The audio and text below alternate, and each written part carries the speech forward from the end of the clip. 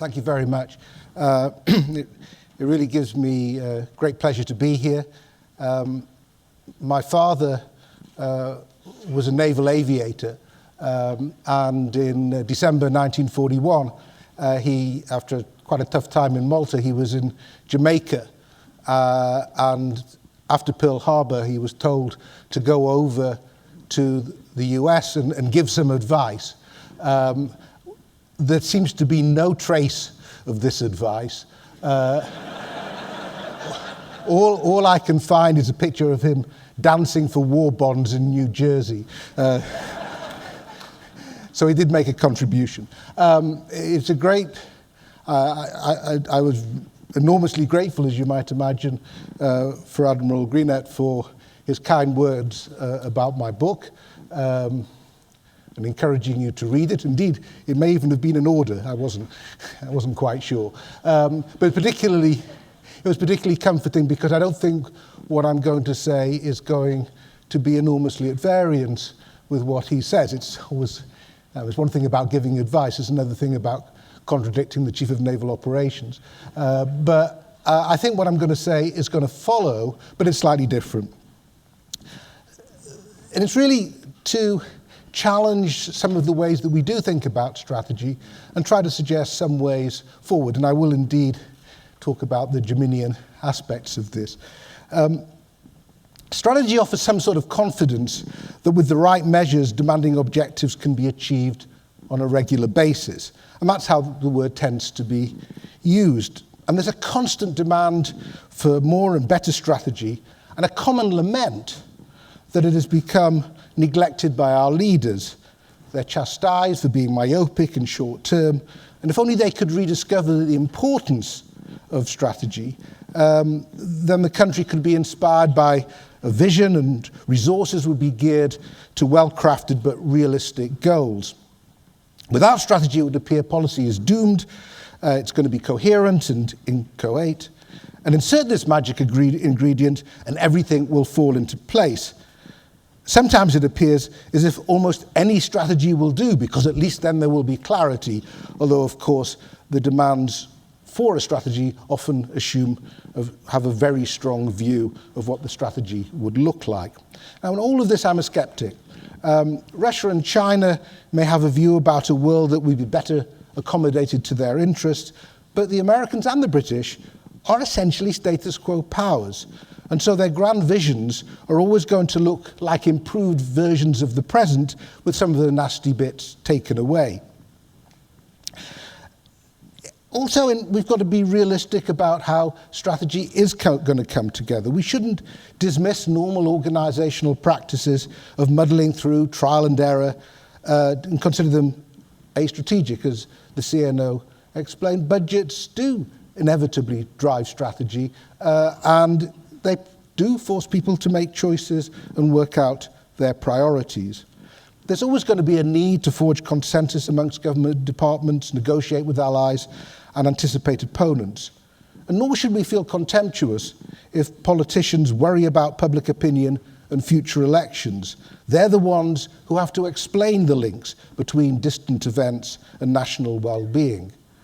Kennedy speechwriter Ted Sorensen concluded that the quarantine was the best response to missiles in Cuba in 1962 because he couldn't write the alternative speech explaining airstrikes. There was a time when the big decisions of peace and war were matters for high policy and the public was excluded. This was the case, for example, in July 1914. Well, if political leaders had been required to make a compelling case to their people at that time, they might have been more careful in their choices. Autocrats often make terrible decisions, precisely because they don't have to worry about accountability, and those around them are too scared to make a challenge.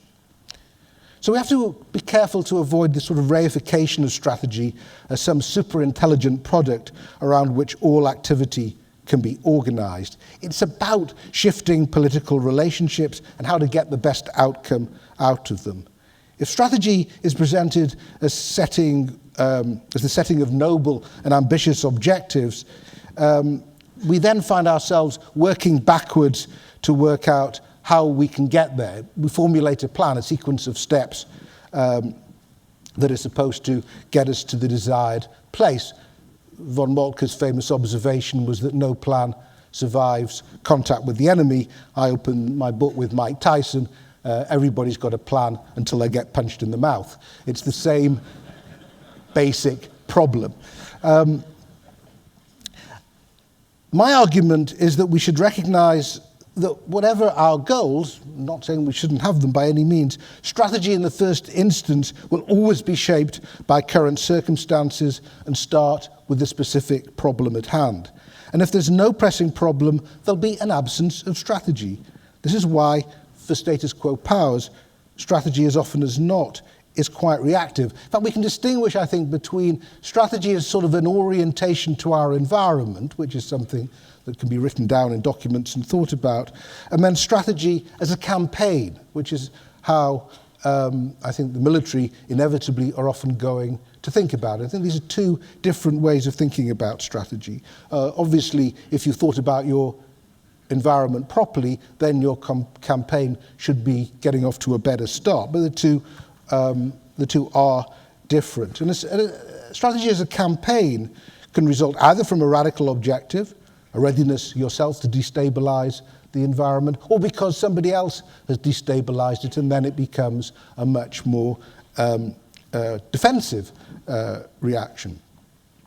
Either way, in my view, it's likely to move forward in stages, each changing the environment and therefore requiring different response as one stage closes off and another one opens, and new possibilities arrive, as well as old options no longer being available. So it's an argument basically for flexibility and a degree of improvisation. Now, what I want to do in this lecture is take this view of strategy and look at the problems, particularly for a campaigning strategy, that this creates for the armed forces.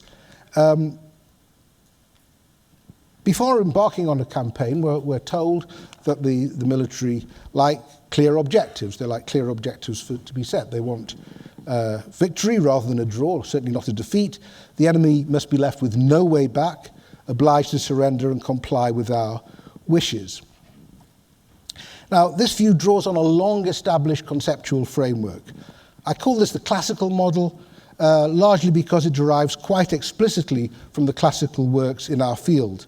Even the more influential contemporary writers on strategic theory, John Boyd, Ed Luttwak, Colin Gray, place themselves clearly in this classical tradition. It's a striking feature of our field. One can't imagine a contemporary business strategist insisting on the primacy of early 19th century text when marketing new products or launching a takeover bid. A political strategist would find a guide to election campaigns from the 19th century quaint, but no more of historical interest. Yet few self-respecting military strategists feel able to ignore Clausewitz. Many will go back to Sun Tzu. The daringly modern might get as far as Basil Littlehart from the middle of the last century. Now, there's good reason for this. Military strategy is still dominated by major wars, and these are rare events. The most substantial were the Napoleonic Wars, which inspired the classics, and then the First and Second World Wars, one of which began 100 years ago, and the second of which ended 69 years ago. The arrival of nuclear weapons encouraged truly innovative thinking, but this was more concerned with deterring wars than fighting them. And the other subfield has been guerrilla warfare and counterinsurgency, which has had its own revival over the past decade. But by and large, these have been seen as diversions from core business. The reassertion of classical military strategy in the 1970s was in some respects a reaction against the prevalence of a deterrence mentality in official thinking and the miserable experience of Vietnam.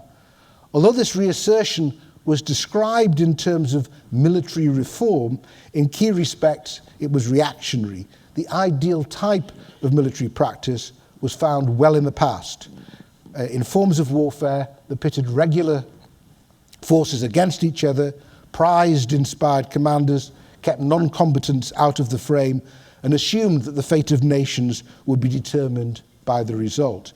The complaint from the reformers was that decades of preoccupation with irregular forms of warfare had led to the neglect of the classical warfare.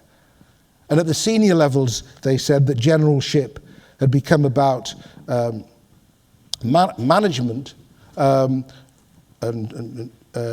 management had superseded generalship, and systems analysis had superseded strategy.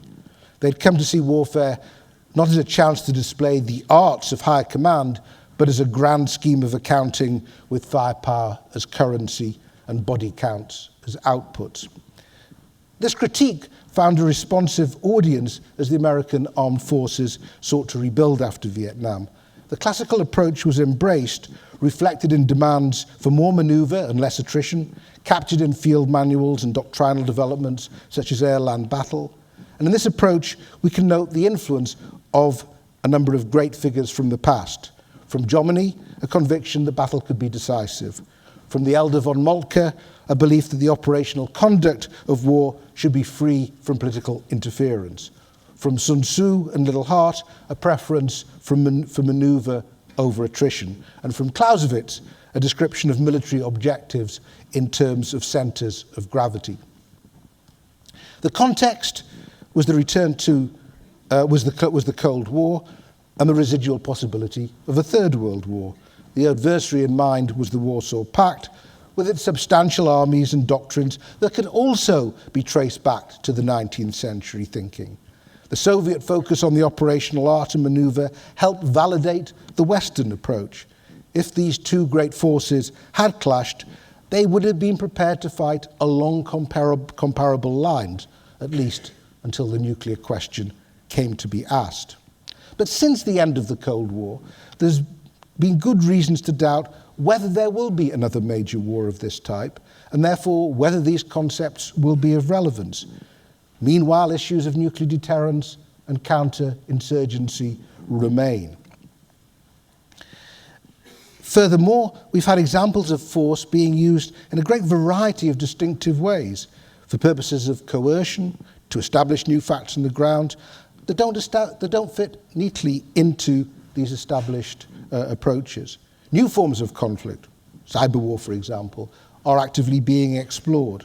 And from this one might conclude that the problem of the classical model is simply one of obsolescence. This is the suggestion, for example, behind claims that we've now entered a fourth generation of warfare. But that's not my argument.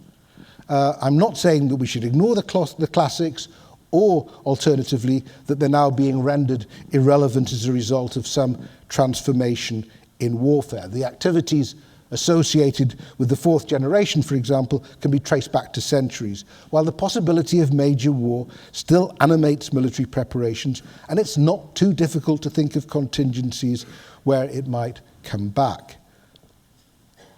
Anyway, amongst the adherents of the classical model, there's no suggestion that it is only for major war. It's created expectations for the conduct of all conflicts of which the armed forces are employed.